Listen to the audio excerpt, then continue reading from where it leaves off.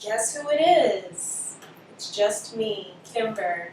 And for those of you who have separation anxiety, Chi-Chi is with us. Literally, not in spirit, but like here, present in the studio. But we're going to have a good time and see how long it is before I derail the entire show. So I'm here with the lovely Giulia. Hello. She was with us at our FemC Super Site that took place on August 3rd. Mm-hmm. And, you know, Giulia's like this magnificent being. Tell the people who you are, for those that don't know. Sure, I am Giulia. That's the tweet. Okay. But hi, I'm Giulia. I'm an Italian girl in New York City, swimming in this beautiful jungle. And I'm Italian Brazilian. And what can I say? Did your accent is the shit, and like she has this gorgeous skin and beautiful eyes, and she's just out here turning it out and making a life for herself, you know? That's what's up. How long have you been in New York? I've been here 3 years. Have you changed your mind yet? Actually, no. I really like it here. I feel like it's home. That's Yeah. nice for you. Yeah, I feel like it's home. It's very inspiring, so yeah. That's what's up.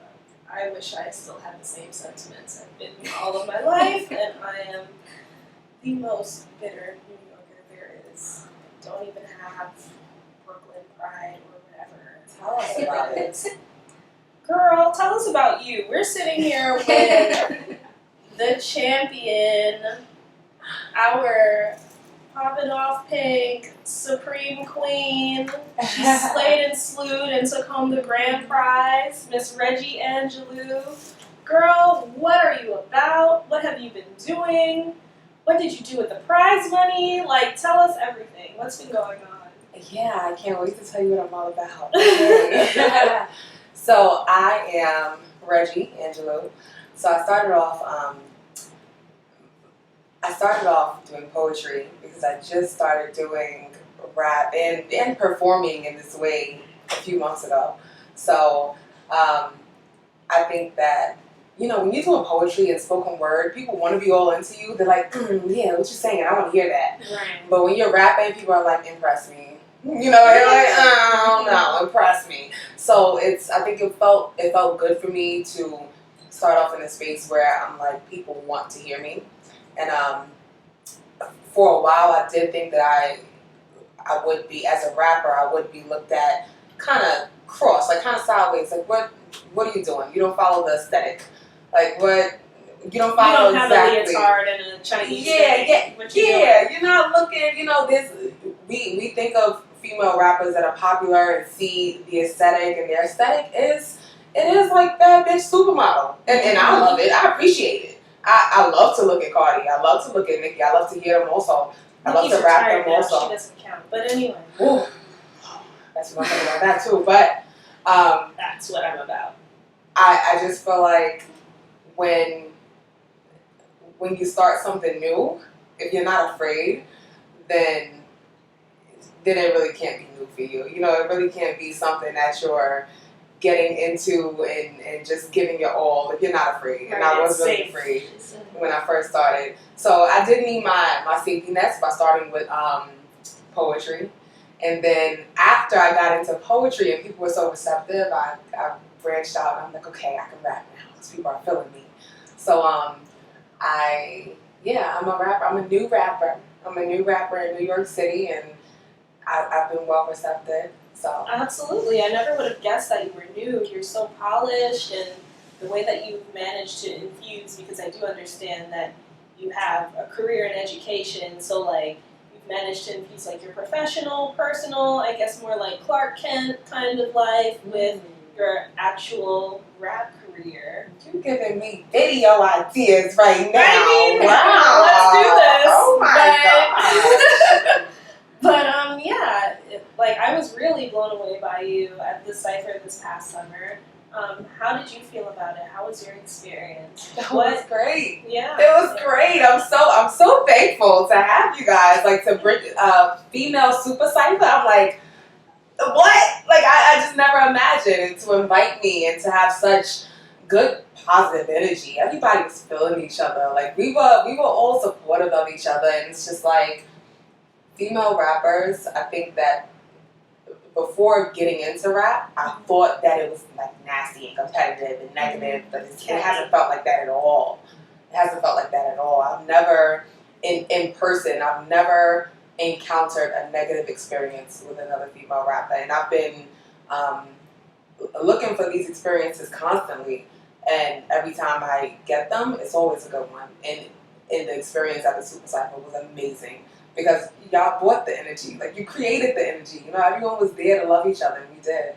Yeah, I was really thrilled at how everything came out, and it was a very supportive, collaborative effort. Shout out to everyone that was a part of it, and I hope you'll be back to defend your title next year. I will be back. All right now, Okay. that's what I'm talking about. So, I do find it strange that today we're not only looking at the anniversary of Bernie Mac's death today, but also seeing as though we are a hip-hop podcast, today is the anniversary of Tupac's death. Mm. Has Tupac in any way influenced either of you? Because, you know, I think he's a beautiful man, and I understand, like, the cultural importance, but not terribly familiar with him. So, what influence did he have on you as a rapper, or you as a lovely fashion lady? Regi? Oh, sure. So I think of Tupac as a creative. He was an actor, and he was a character. You know, so beyond his medium, beyond his rap as his medium, he was a really well-rounded character. I heard he did like ballet. Is that true? How true is that? That he did ballet? I can see What? Like or dance or something can like see that. that. I've heard Yeah, that. Tupac did ballet? That's I what I wouldn't didn't be know. surprised. Thugs Yeah, I on can see point. You know, there's a lot of sentiment also that Tupac was just an actor. Like kind of how people say, okay, Drake, his biggest role and his best role is being Drake, right? Like that's just an acting role for him. Like it's not something that it's something he does well. And I think Tupac, the character of Tupac, was something that he did well. And I think it's a craft to study to be able to give life to a character and really embody the character and speak for a group of people that you relate to, that agree with you, that connect with you, that want to follow you. That's what I think about Tupac, more than just his music, but his ability to give life to a character and be avatar for people in some ways. Avatar, I'm crying. I definitely appreciated his perspective on real life shit, you know, with like the relationship between men and women, the mistreatment of just humanity as a whole, black people as well. Giulia, how do you feel? I feel like, yeah, like he was definitely a trendsetter Mm-hmm. when, you know, like in a time that it's just in the United States, hip hop or rap was, you know, the big thing coming up. So he definitely was one of the big personalities that came up and came across also in other countries. And Tupac, honestly, is like, no matter how much time passes, but he's one of the most remembered personality, regardless of hip hop or regardless of any other topics, like of American cultures in, for example, Italy or Brazil, because yeah, I'm half Italian, I'm half Brazilian, so I kind of get, you know, different perspectives. Yeah. so in music, but yeah, so definitely a trendsetter in his time and right now also. And How is he received in Italy and Brazil? differently, because Get into it. Give me the shit. How is it good or bad? so, well, I would say, okay, let's start with Italy, which is, I wouldn't say problematic, but it's really difficult to understand hip hop or rap or like how it is perceived there, because it's not in our culture. Right. So it is very difficult to get like the lyrics, the the message. Many people would have an attitude like Delores Tucker. Right. So would say, oh, this is too profane or it's too direct. Because we have red wine and we're sailing on canal and it's great. And what about Brazil? I feel like they would be able to relate more closely considering stuff like City of God and like the artists that have come out of Brazil. Exactly, yes, because like the culture itself, the society, it's already engaging with a reality that it's more like tough. Real I'm shit. gonna be really disgusting and ignorant right now. I gotta say, one of my favorite words in the Brazilian culture, and I'd love to hear Brazilian people say it, is favela. Favela. I Eu sou love da that. favela. Minha família é da favela. I love that. I love that so much. Oh my gosh. Anyway, considering it being the anniversary of Tupac's death, you also mentioned someone that's very important that we should discuss right now, which is Miss Delores Tucker. In the 90s, I don't know if anyone's seen the series Hip Hop Evolution on Netflix. It's very, very informative. It gives you the entire timeline of hip hop from, like the very first, amateur Cypher, what we just did, to the biggest moments in hip hop and the icons that emerged and would later be considered iconic. I feel like Tupac is in the ranks of Marilyn Monroe and Elvis Presley, in the sense that he's been immortalized. Bob Marley, so on. Those people that die very young and do a lot. But in this particular time period that Tupac was coming up, there was a lot of violence. We know about the beefs that were going on between the West Coast and the East Coast or whatever coast. And then we had people like Quincy, the amazing Quincy, speaking out about violence in hip hop and rap beefs, and amongst them was Delores Tucker, who marched with Dr. King and she didn't look at hip hop in a favorable way, and I can agree, because 9 times out of 10, and I'm sure Chi will co-sign, I'm always being that grandma that's just like, why y'all gotta twerk all the time? Why can't you learn how to read? Why can't you? Yeah, I'm that person. I am. And I've always had it in my mind that hip-hop is just one of those things that undoes everything that civil rights leaders fought for. Civil rights leaders, in my mind, essentially fought to prove that Black people were capable, if not more than capable, of excellence and dignity and all of the things that, our oppressors think we're not. And in, throwing the word nigga around and being the way we are, from Freaknik and all that shit, even now, I feel like we are constantly undoing the groundwork. And I mean, in one aspect, we shouldn't have to prove anything to anyone. But the fact is, the world that we live in, we are held to a different standard. So I could understand her standpoint on it. She was very anti-hip hop, especially regarding the messages and the language and the way Black people were represented, and I can understand that, because I feel like civil rights leaders were more, at least they tried to be more dignified and give more of an educated kind of air about themselves, so, to have a little bit more, I guess, pride and not be as derogatory or be seen, differently, because we all know that nigger is nothing but a fictional creature made up by the racist white man. So what do you think about that? I think about, with that sentiment, to think about how it seems like you said we have a responsibility to continue work in the same vein that civil rights leaders did. But I think of it as so many different things. Civil rights leaders weren't artists. They had very specific jobs. They had a very specific skill set that they developed to use in a very specific way. And artists are different people to do different things for different purposes, maybe for no other purpose than their own.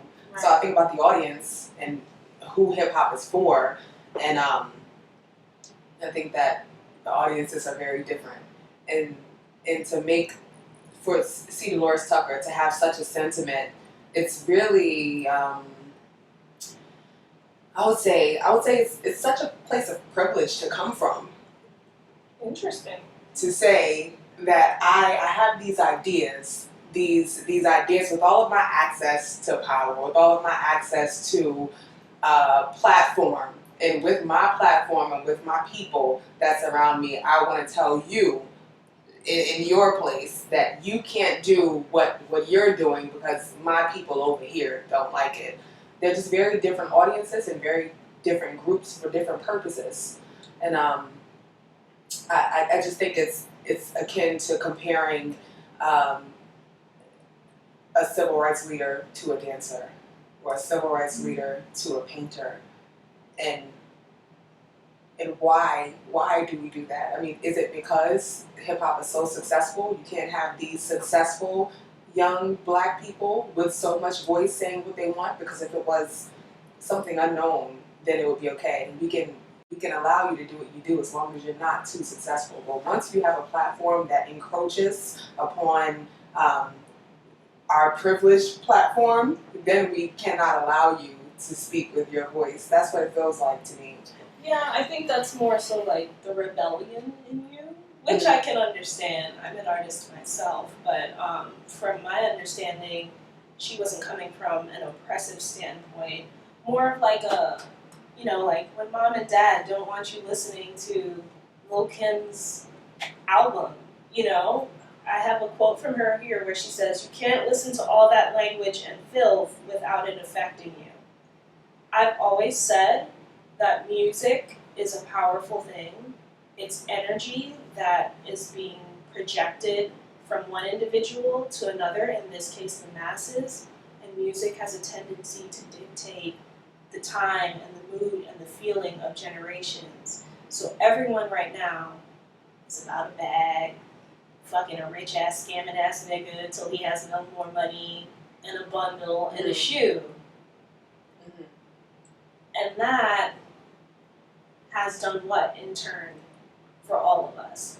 And yes, there are different audiences, but hip hop has that wide, long range where, you know, back when I was doing blogs at Dry Bar, you know, Becky and Susan were saying shit like lit and I'm getting thick now, you know, like it touches everyone and it affects everyone. And I think that her perspective wasn't so like prudish per se, like, you know, like, oh bitch, my God, but just, you know, represent herself in a more constructive way. Like maybe she had more of a better outlook on like, you know, the older school. Or a different vantage. That's the privilege that I recognize, that her vantage was different, because I don't think that Tupac or any other artist or Two Live Crew or anybody, I don't think that they were creating false messages. I think they were representatives of a cohort that were just saying what was true to them, and it was their truth, and they were speaking their truth, and they were artists that were representing their truth. And then you have Delores Tucker or any other activist who was against it, who was saying, we don't want to hear your story. Can you speak more about my story? I'd like that to be represented. I would like my vantage point and what I think of the world, I would like that to be put out into the world. And we can have a better future because of it. But the reality was they didn't have that story to tell. That's a fact. I mean, everyone has their own walk of life and their own way. But I, for one, do believe that hip-hop, especially now, is kind of like junk food. It tastes good, and we like it, but it's not good to eat all the time. What if that's you only got corner stores in your neighborhood? I feel that, but you know, you gotta like learn what's out there. Try and strive. I know it's more than likely difficult to see, because I grew up with a musician. My father's a musician, so I was exposed to a wide range of things from an early age that a lot of people even now don't know about. So I get that not everyone has the same upbringing. But at some point, there's like a feeling, I think, that comes over you where you gotta want more than the chopped cheese and the whatever else at the corner store, and you want to like get out there and see what else is out there for you, because in a sense you're like denying all that you could be, and in that your overall purpose for being here, because we're all here for something. At least that's just how I feel about it. What do you think? I actually would like to share a story. Please do. And since Regi, you are a teacher, and I would like, so you know how educating young people feels like, and how education has a great impact in everyone's life. And you as an artist, so you can get it what I'm about to say. So when I was, I remember clearly when I was 4 years old, I was a very, very expensive, like explosive kid. So I would dance all the time, I would sing. And when I was 4 years old, it was the time that in kindergarten, so back in Italy, we would learn English. So little kids there learn, it's mandatory to learn Italian and English. So it was like my first taste of English was in school, but also with MTV.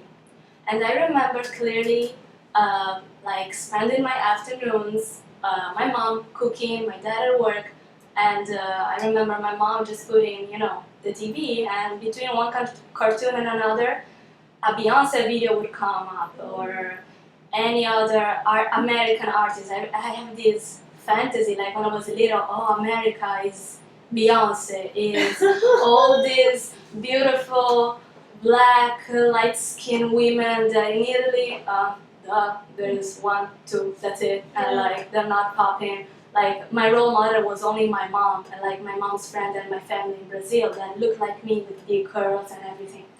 And that came like in music too. So I remember spending my afternoons between one cartoon and another seeing Beyonce and like these early 2000s videos where like the girls, crop tops and like shaking their bodies and I didn't understand any lyrics, and like I was just repeating the words like sexy, also stupid, or something like that, and I didn't understand even the N word. And I didn't know what was that.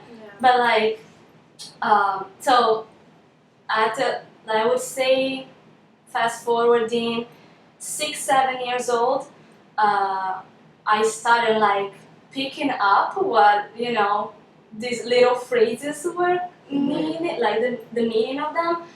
And there was a certain point, I remember that clearly, I was singing this song, I don't remember who was the singer, but it was hip hop, and I said like something with a bad like fuck or something, ho, something like that, bitch, oh yeah, there was a bitch, there was a bitch, I remember that, and my dad was scared. His eyes were like, no, you're not gonna watch that channel anymore. So I remember that from that time, he started like putting me more into classical music, jazz music, bossa nova, more like melodic, not only European or Italian, but also like, oldies from Brazil and stuff.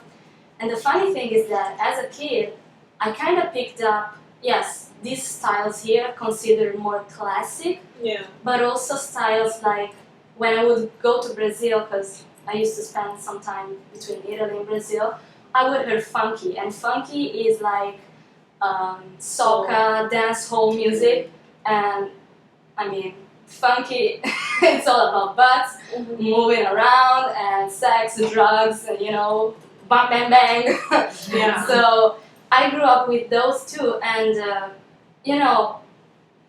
when I was, before coming here, so again, fast forwarding, 19 years old, I grew up with this kind of dichotomy, like bad and good. So I will listen to this music because it's bad when I'm feeling angry. I will listen to this music when I'm feeling calm, when I want to relax.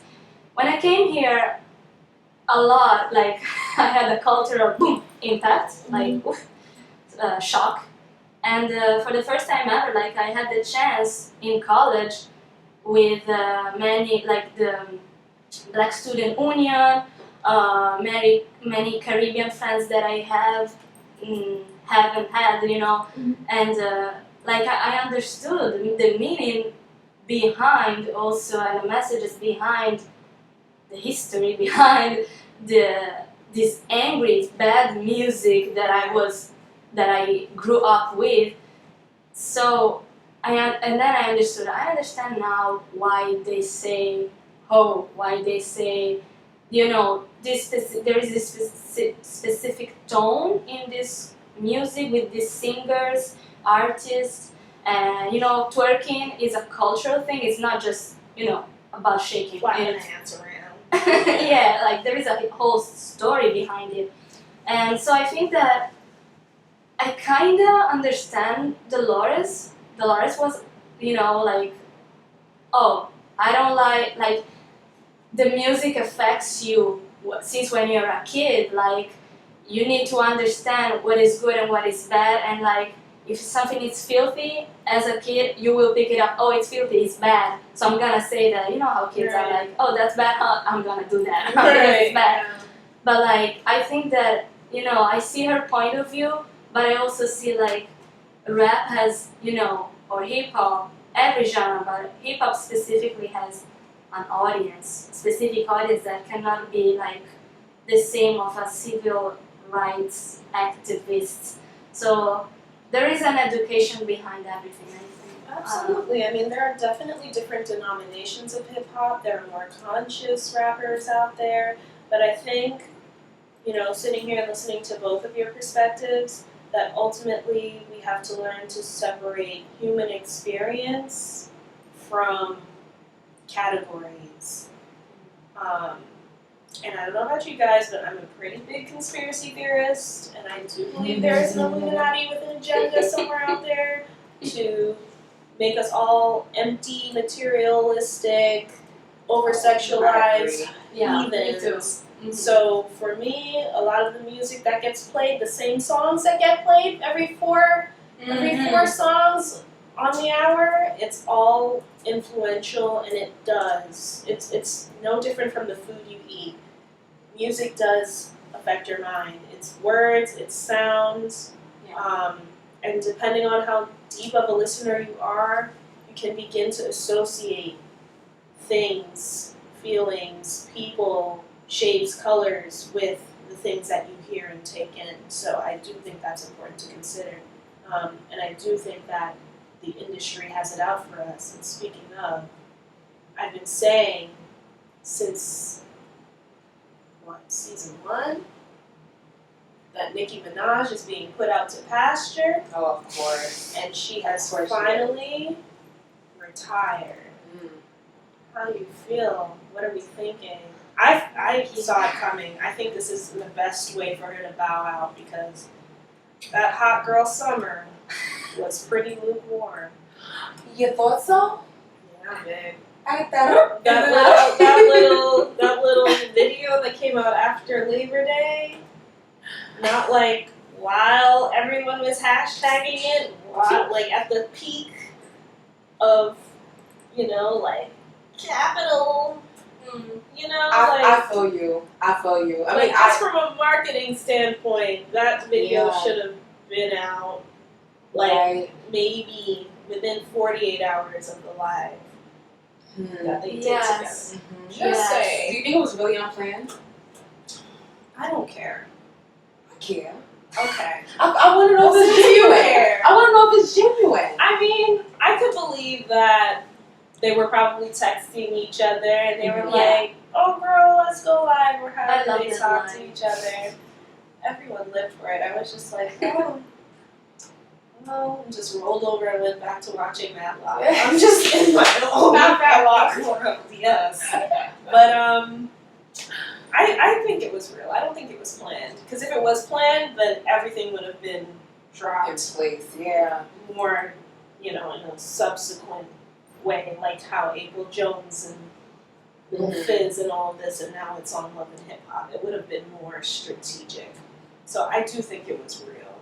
I think it was real too. I wanna believe that it was real. I wanna believe that Nicki is supporting the next generation of female rappers I wouldn't genuinely. put that much. You can have your. I want to believe it, because I love think Nicki. she does. I love her. I think she does. I mean, she wouldn't have, collaborated with Megan otherwise, or like. Because she hasn't had a number one. Yeah. Talk about it. I mean, why wouldn't she? Because Meg is definitely She's that the bitch shit. right Yeah. now. Meg She out. What? And she's She's out here giving definitely you the a shit. vocal, a Mm. live vocal, and dancing. Yes. She's hitting on everything. Mm-hmm. That incredible Mm-hmm. And the fashion. twerk in the neon, Right. in the Yeah. neon like Right. stripperella outfit. Yeah. I was here The for wrestling it. suits. Oh my Then God. you bring wrestling suits. Yeah, like she's out here. So why wouldn't Nicki do it? Yeah, I mean, well, about her retiring, I feel like when you are playing a game, you can it doesn't matter how much talent you have, how good you are, how smart you are, if there are people who are orchestrating the game, who have the rules and have all the cards in their hands and are making all the decisions and they're deciding that you're not going to win. And I definitely agree. That's been happening for Nicki Yeah, she's for a being while. put out to pasture. Yeah, Sure. somebody's decided that she's not gonna win. They're done Everyone's because for whatever like, reason. she's 40, almost. Get her out of here. Is that what happens? That's just like the kind of vibe I was getting, Mm. just looking at it, But I do think she could have reinvented herself more and more quickly. Yeah. Because if you could have Beyonce, they're about the same age, and Beyonce's just in that shoulder shimmy But she comes from another in the stadiums. background.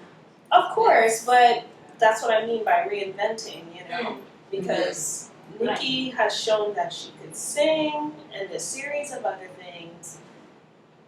At any point, she could have just got off, just left the dream house, left the Barbie dream house, and just evolved more. Do you think there was anything she could have done differently in her career? Do you think her retirement is appropriate, or is it too soon? No, I think it's appropriate. I think whatever she wants to do, whenever, however, is appropriate. Do what the fuck you want, sis. Nicki, you got a real one right here. That's You got a real one right for all of them, though. For all of I hate the beef. What is it? The Barbies and the what's the Cardis? Whatever they are. I don't know. I think Bardi. Bardi. Yeah, the Bardi team. Bardi gang. Bardi, yeah. Right. Yeah, it's just like we can support all of them. It's All of them unnecessary. are the shit. The All only great. thing is, stop with the tweets and whatever else. Buy the music, stream the music, buy Cardi's Fashion Nova shit. And maybe if you had just paid a little bit more attention to your fave, Nicki wouldn't be retiring now. She'd have a bigger pension. Yeah, I think that money is the biggest factor, right? Because it was recognizable for me when Nicki's money changed. Like when the industry stopped, they started playing with her money. I could see that. I saw that happen with her videos. And I was just like, oh. Looking a little indie there. Yeah, the videos looking real indie. The Hot Girl Summer video looked indie. I mean, I be into indie. I be into that. Love indie, but for indie artists. Yeah, doesn't fit. But indie artists, it's just like industry. when you bring the creativity and all these other things to the table and create your own lane and create your own way, like that's the best indie. But it seems like Nicki was trapped in this middle point where she was industry but didn't have the industry support, and then she couldn't flex up the creativity of an independent artist, and she was just stuck in this middle ground. So these are her terms. Like I appreciate her going out on her terms and saying like, this is what I want to do. Right. I definitely want more than anything for her to just bow out and not be like, taken out to pasture and just She shot definitely in the left head. a legacy, or like a real great input for many other artists.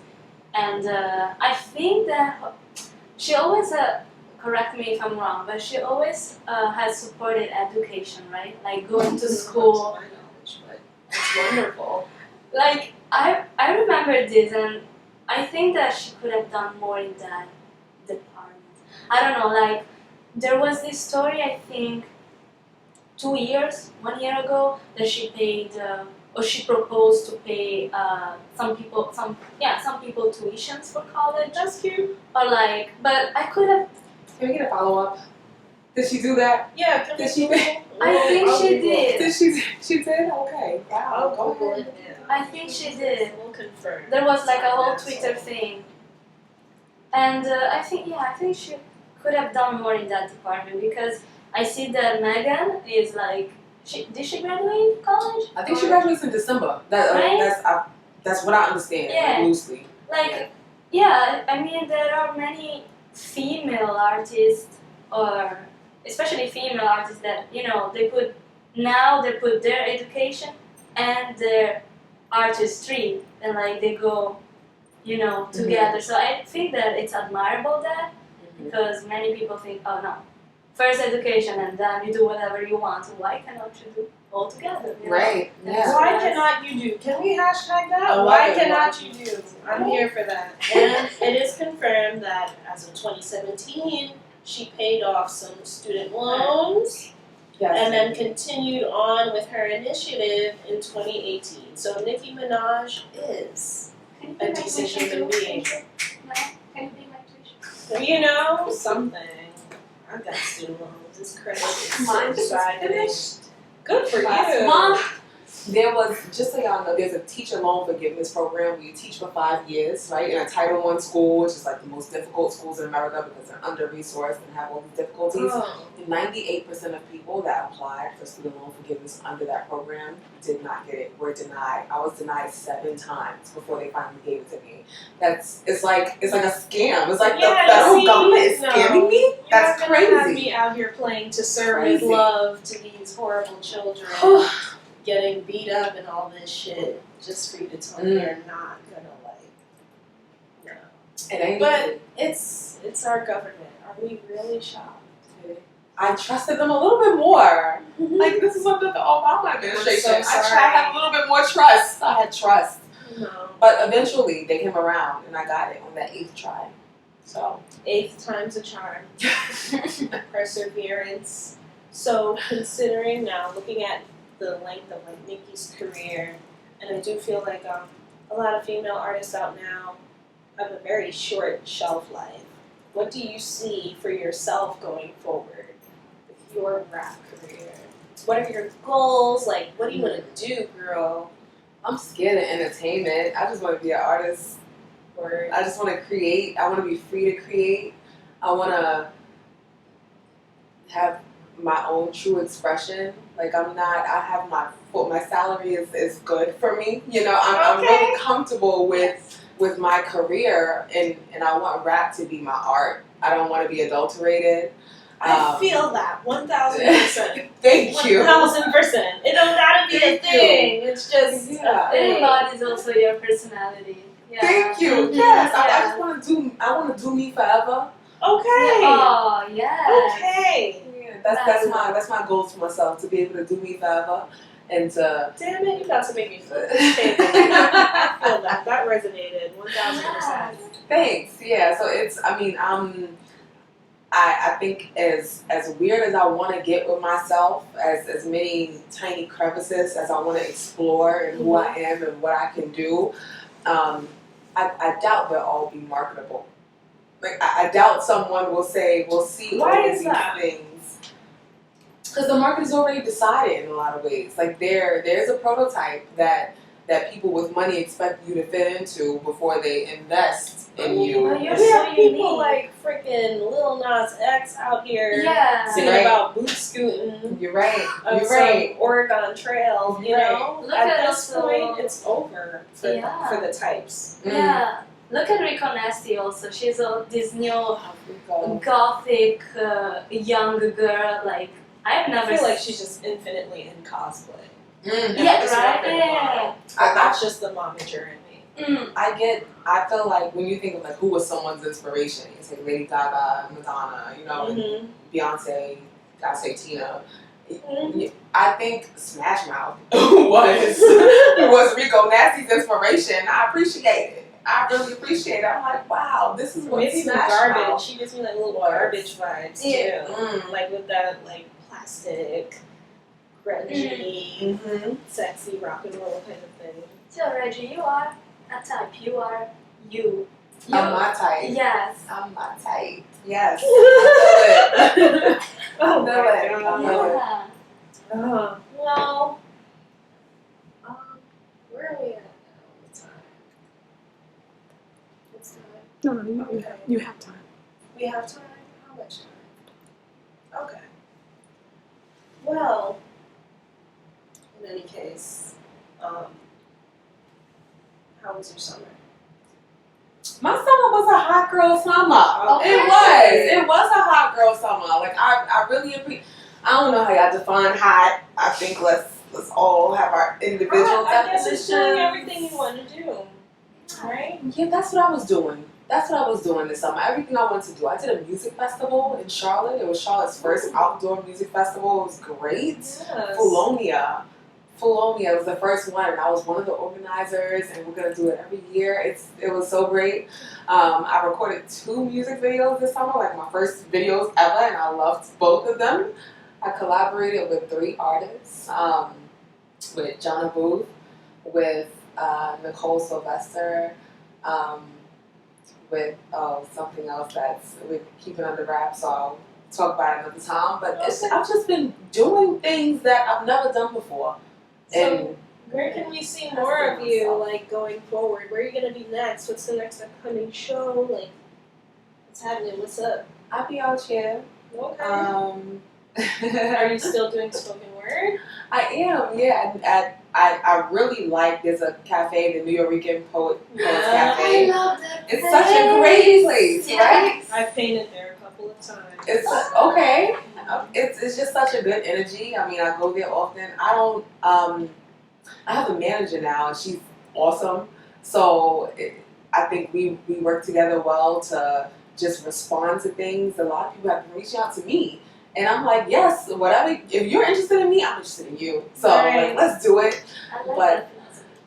I'm not actively like looking for things because, like I said, I work 98 million hours a week at this school, but I really appreciate the opportunities that have been coming to me, and people are so good. To explore my artistry has reconnected me with the idea that humans are great. And I just want to be amongst humans and amongst people that have such good energy and just feel what they feel. Just whatever they're giving me, I just want to receive it. That's such a nice sentiment. How was your summer, Giulia? My summer was tired, girl summer. It was hot, but tired also. And I mean, by tired, I mean that I didn't have time to do exactly what I wanted to do. Let's say that. But because it's my last year of college, so I had to Congratulations! Finish line in sight. So I had to do my internships Oh, and read my books. And reading is good, but sometimes when you have to read, books for school, you're like, oh, thank. But I loved this summer because honestly, I took time to feel and feel my feelings and be in my own space. And I took time to listen to music the way I wanted to, interact in the city. And I had many great opportunities. First of all, with you guys, with the Cypher. I mean, yes. And also, I was based in Queens, and I worked a lot with this host. She's a YouTuber and actress, Victoria Bermudez, and I helped her a lot in hosting many events, many male ciphers and rappers, but also live music. So that made me understand more the New York music life. That was really interesting.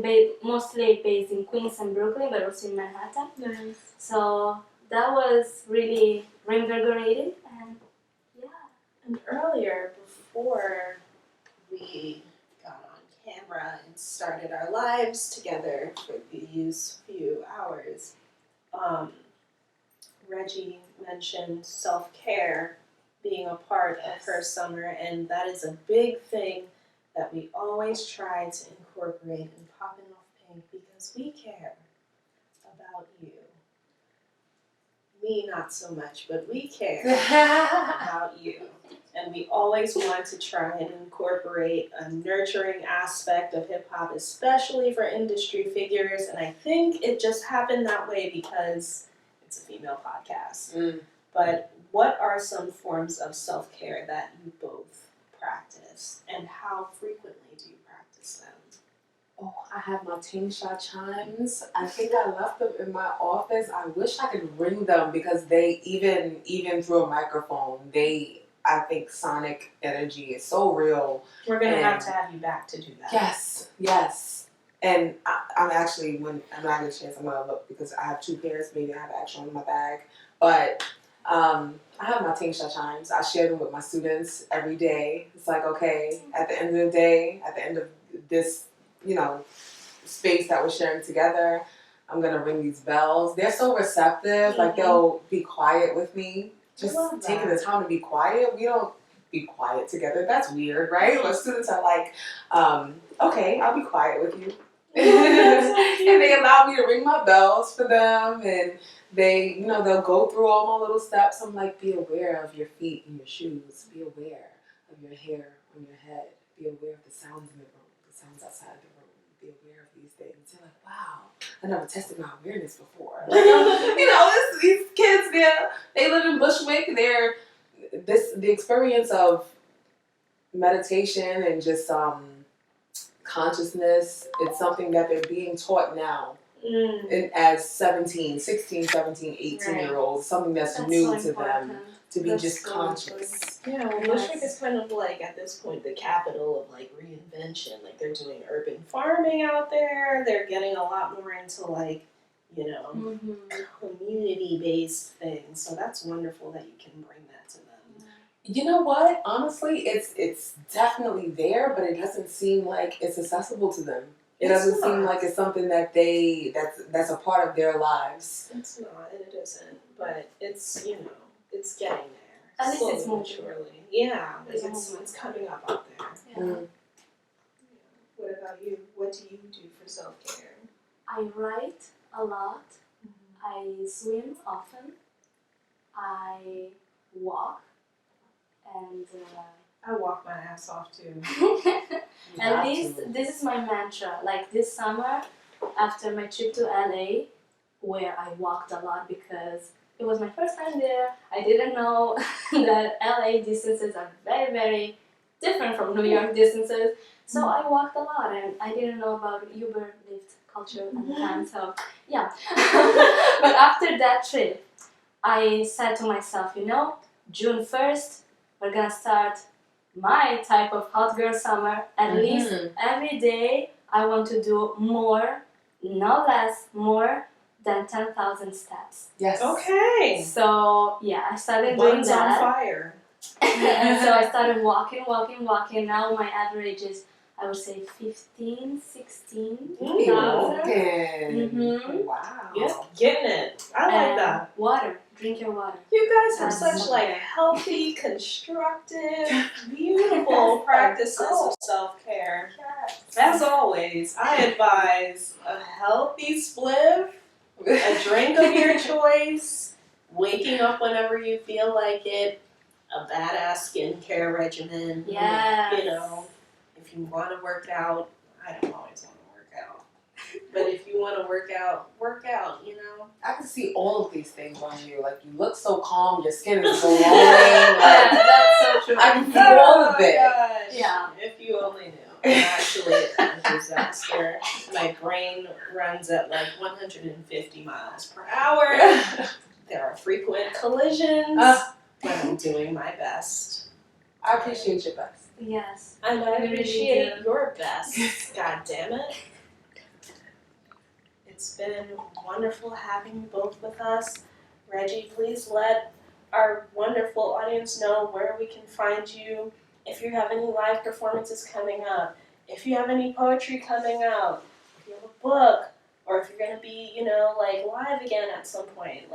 What's next for you?